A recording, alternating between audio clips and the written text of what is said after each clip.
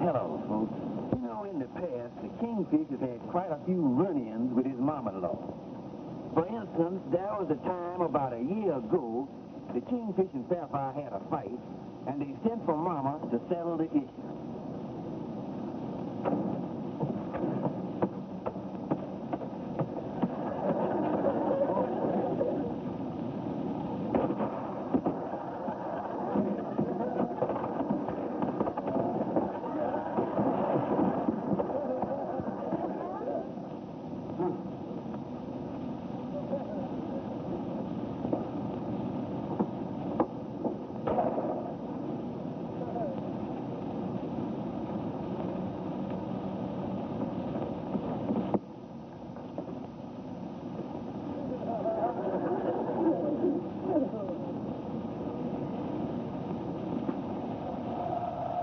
And then there was a time last Thanksgiving when Mama come over for dinner and the kingfish was having a little trouble with the stove.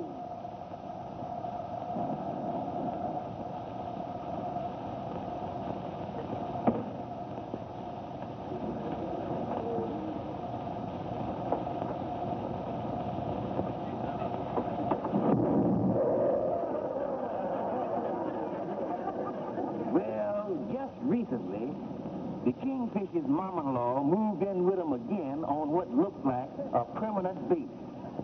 The kingfish stood it for 2 weeks and then took definite action. Mrs. Smith, it is fairly obvious to the court from what Mr. Stevens has testified that in the past you have been the cause of a great deal of the trouble that exists between Mr. and Mrs. Stevens. Now, just a minute, Your Honor. It is the purpose of the Domestic Relations Court to promote harmony between married people.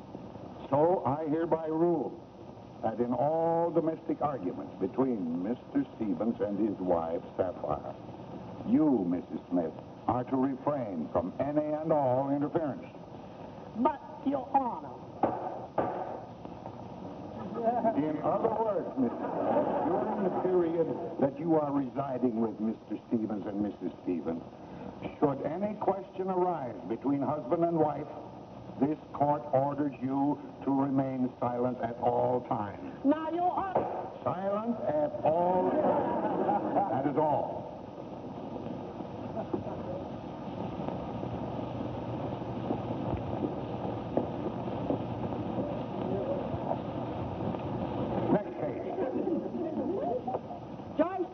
I don't care what the court orders. You have just got to stop treating Mama this way. Now, Rudy here, I got that old battleship mouth in dry dock, and that's where it's going to stay. You're just completely unreasonable. I don't think the court had in mind the extremes that you've been going to. That old gal been making trouble for me for 20 years, and I ain't gonna. Evening, Sapphire. Evening, Joe. Come back here. Me? I don't like the tone in your voice there. Now, Joe? But all I said was good evening. Yeah? But I think I detected a sneer in it. And I think in the future, when you come into this room, just curtsy. I'm sorry, George, but all I come in was to find out what you wanted for supper. Well, I think I'd like to have some nice lamb chops. I thought chicken croquettes would be nice. You know chicken croquettes give me indigestion. George, we're croquettes, and that's final. Lamb chops. Croquettes. Now, see here now. See there? Interfere again. Well, Mama only cleared her throat. Well, she cleared it in your favor. Now, wait a minute. One more peep out of your mama, and I'm going to slap an injunction on her so fast she won't be able to open her mouth without a court order. And I want them lamb chops good and done. The mind is a sensitive organ to which is attached many facets.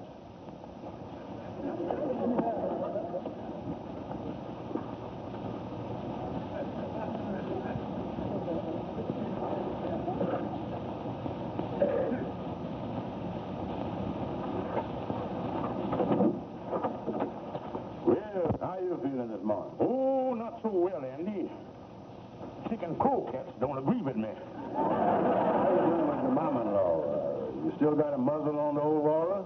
Well, Andy, we're still giving each other the silent treatment, but it ain't worked out as well as I thought it would.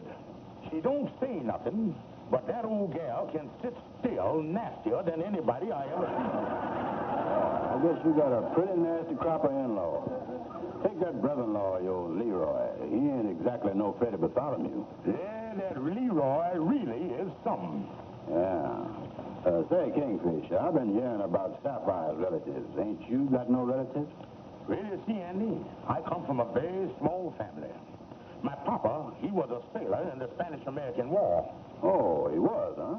Yeah, and at the Battle of Manila, when Admiral Dewey said, "You can fire when ready, Gridley," well, my papa had the misfortune to be looking in the gun at the time. Oh, And as you can judge, Andy, my papa was one of the first to land in Manila.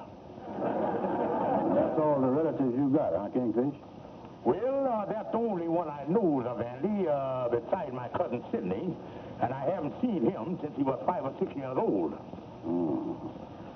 Well, Kingfish, I don't know whether you're doing the right thing giving your mom-in-law the silent treatment. According to this virology book I've been reading here, the mind has got a lot of faucets on it. You turn off all of them faucets, and her emotions is liable to get stored up in there.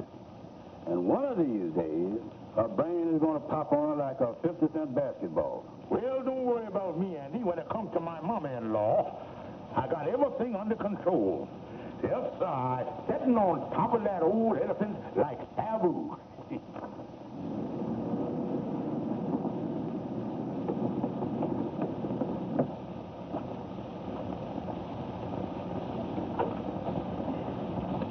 Evening, Sapphire. Good evening, George.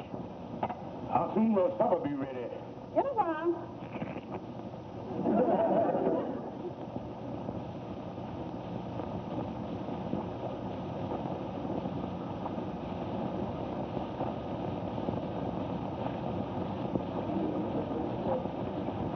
Having company for supper, honey? George Stevens, I have a little surprise for you. Since you've been giving Mama the silent treatment, she's been lonely and just felt she had to have someone to talk to. Someone to talk to? Yes. And look who arrived this morning from Florida. Hello, brother-in-law, dear. Leroy. Yes, George, and he's staying with us indefinitely. Say, brother-in-law, dear, where do you keep your shirts? I'm going out tonight.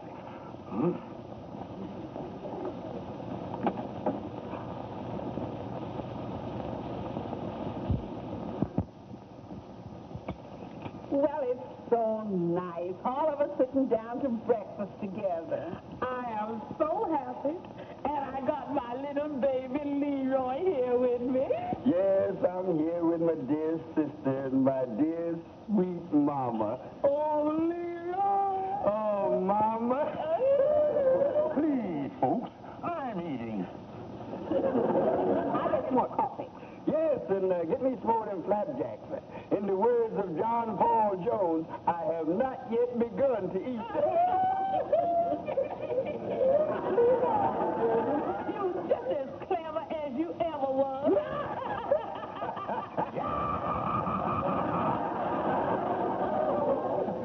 Leroy, seeing as I ain't allowed to speak to him, will you ask that muttonhead sitting next to you to pass the sugar? Will you pass Mama the sugar, muttonhead? Leroy, will you inform that old walrus next to you that she ain't supposed to be speaking to me? Leroy, tell that old nincompoop that I ain't talking to him. She ain't talking to you, nincompoop. Now, wait a minute here. And that furthermore that he ain't having his way around here no more. And furthermore, you ain't having your way around here no more, fathead. Now, look, Goofy, don't be jumping the gun on the insults. Wait until the old goat give 'em to you before you lay 'em on me. Mother-in-law, you're going to get in a lot of trouble here. The court done ordered you not to speak to me. I ain't talking to you. I'm talking to Leroy. And from now on, he's going to have plenty to say to you. Listen, I've had enough of you two.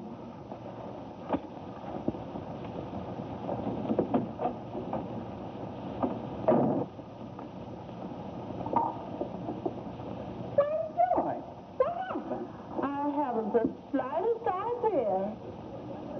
No, not the slightest idea. I tell you, I've had enough of these two, and you've got to do something about it. They're making my life miserable. They're driving me out of my own home. Is that true, Mrs. Smith? Have you violated the order of this court? Your Honor, he's lying to you. I ain't done nothing. I've been as meek and mild as I could be. He's abused us, Your Honor. That's what he's done. I tell you, Your Honor, I'm a peace-loving woman. I'm always calm and serene. Please, Mrs. Smith.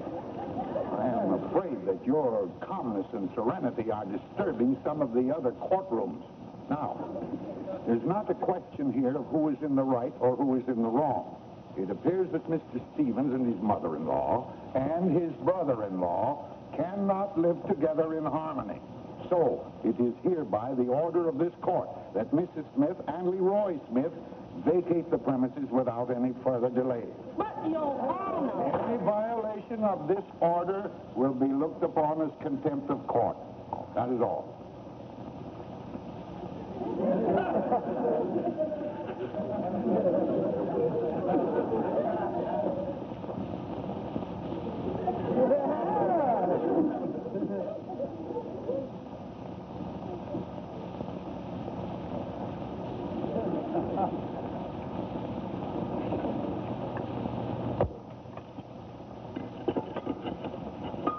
Well, it's nice and quiet around here now with just you and me and the rib roast.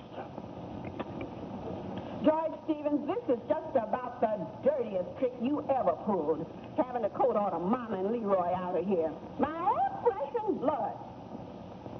George, if your relatives come here to stay, I wouldn't have treated them like this. Huh. You're just saying that because you know the only relative that I got is Cousin Sidney, who I haven't seen for years. Well, George, you could have done it much nicer. You could have spared them the disgrace of hauling them into court and making us the laughing stock of the neighbors. Listen, honey, there was nothing else I could do. And from now on, I expect to have peace and quiet. Peace and quiet.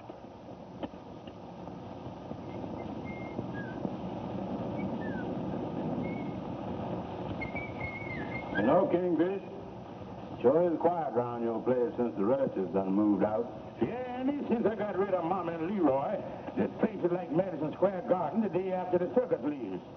Yeah, and Sapphire going shopping, too. Yeah. I wonder if I'll need a top coat. Ah, it's a lovely day, Kingfish.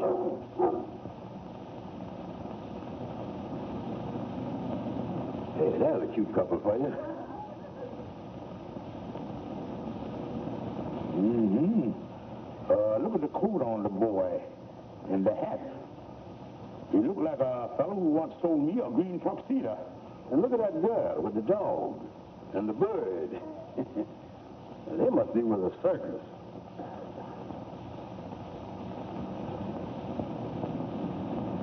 Hey, they're coming in your apartment building here. Mm-hmm. They probably dropping in on someone in the building. I'd hate to be the sucker that quartet descends on. Well, it takes all kind of people to make a word, you know.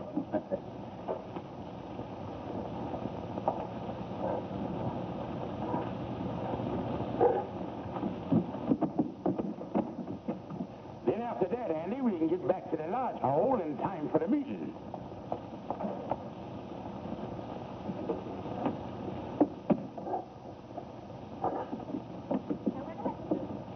You all set, Kingfish? All set, Andy.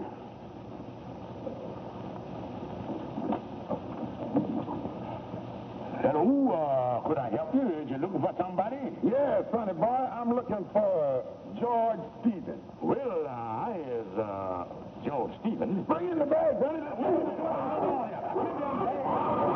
What is this? George, don't you recognize me? I'm your little cousin Sidney. Me and the little woman dropped in for a visit. Cousin Sidney? Yeah, and this is the little woman, Luella. What'd you think of the place, Luella? Well, it ain't the world off story, but it'll do. Now, wait a minute here. You all just... You Say. We invaded. So that's your cousins, isn't it? That's a charming couple.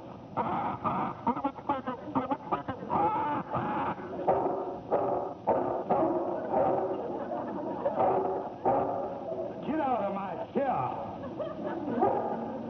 Holy mackerel. Ain't this something? Get out from here.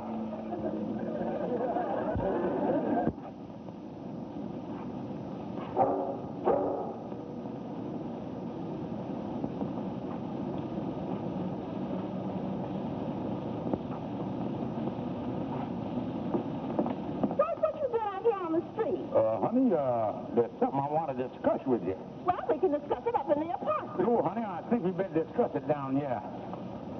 George, what is it? Well, honey, the thing is, well, we got company. Company? Yeah, you see, Cousin Sidney and his wife dropped in on us for a little visit. Well, I must say, this is unexpected, dropping in out of the blue like this. I know that, honey, but they're only going to be here a couple of days, I hope. Well, we'll just have to make the most of it. Yeah, but incidentally, they're four of them. Oh, they're children? No, I don't think so. No, they got pets. Two pets. They got a cat and a dog. A dog? Yeah, honey, one of them small Great Danes. He only about that high. Honey, it ain't my fault. Well, George, there's nothing wrong. They're your relatives. They're entitled to visit with us. Then you mean you ain't sore? Sure? Well, of course not. Why should a person be angry just because relatives visit? It's a perfectly normal thing. Now, come on, let's go on up and make them feel at home. We don't have to, honey. They done already made themselves at home.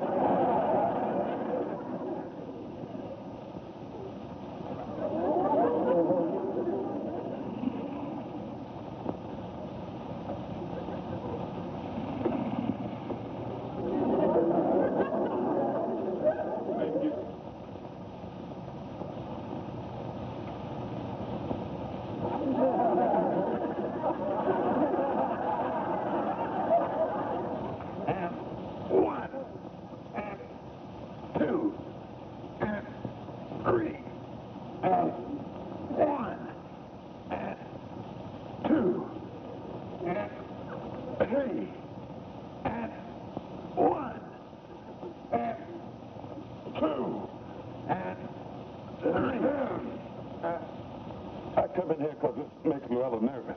And one, and two, and three, and one, and two, and three, and one, and...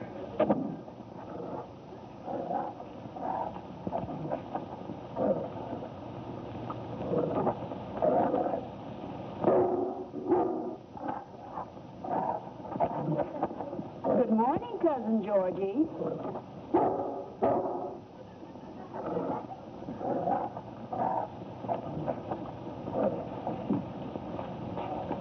George, breakfast will be ready in a minute. Look, honey, I saw it, but them in there... George, it's all right. They're your relatives, and we all have certain obligations. I don't mind it at all. George, I wonder if you'd watch breakfast for me for a few minutes. I have to run down to the grocery store and get another dozen eggs.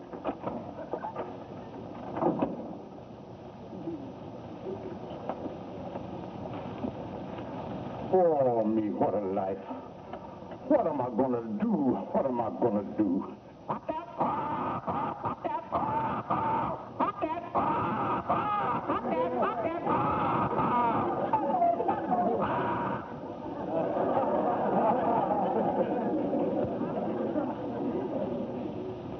And that's the situation, Your Honor. They moved in about a week ago, and they're about to drive me crazy. You've got to do something to help me. At first, it was your wife's relations. Now it's your relations. I think the Domestic Relations Court are going to have to set up a bureau just to handle your troubles. Yeah, sir. Now, I can't see why you've come down to see me in this matter. You certainly can't call on me to settle all your family disputes. You can't expect the court to get rid of this obnoxious cousin of yours. Oh, no, sir. I knows all of that. But what I come down here for was to get you to lift the injunction on my mom-in-law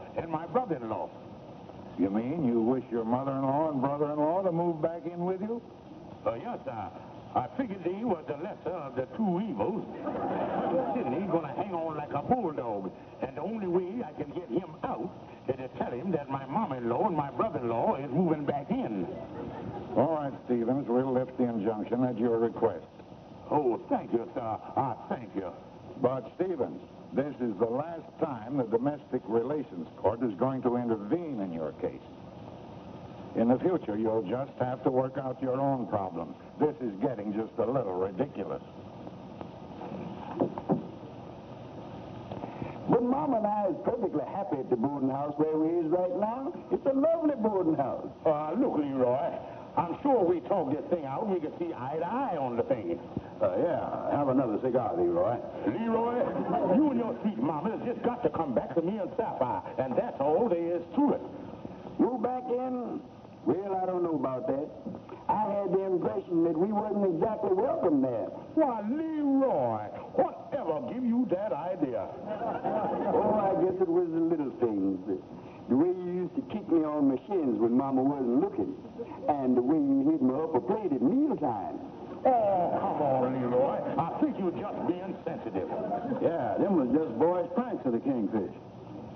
Yeah, look, Leroy, you coming back, ain't you?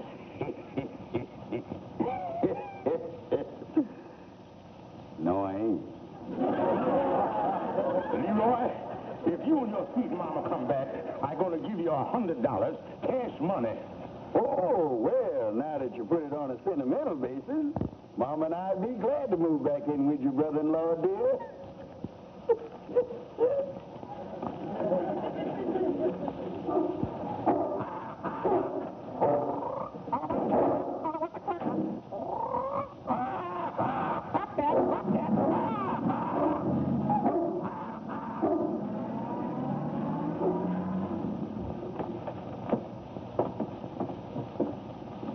Yeah, boys, Cousin Sidney done cleared out lock, stock, and pallet.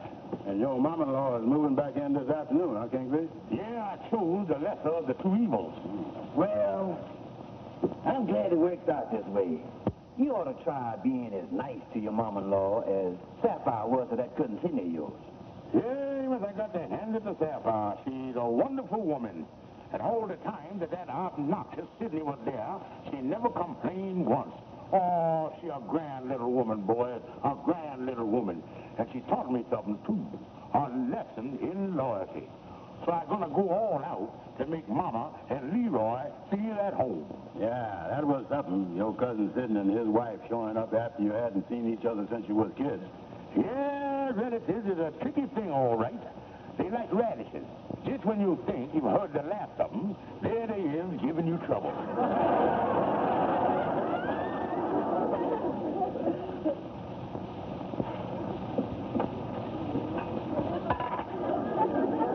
As soon as the coffee is ready, bring it right in. Yes, Mama.